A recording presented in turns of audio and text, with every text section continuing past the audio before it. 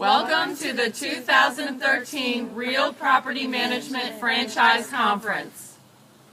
Hello, my name is Vicki Fazik. I'm the Operations Manager of Real Property Management Professionals of Central Florida in Orlando and Real Property Management Professionals of North Florida in Jacksonville. Mr. Gene Bennett, our franchise owner, has asked me to come up with a video to enter into this year's contest.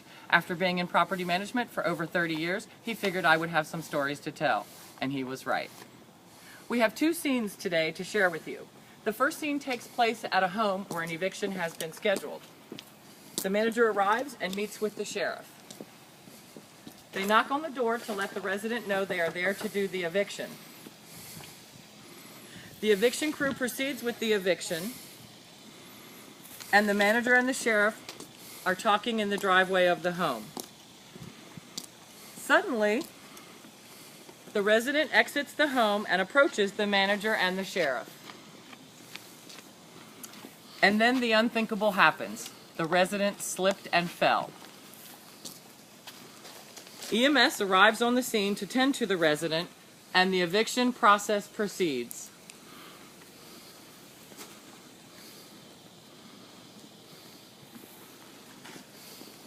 Believe it or not, there's more to this story.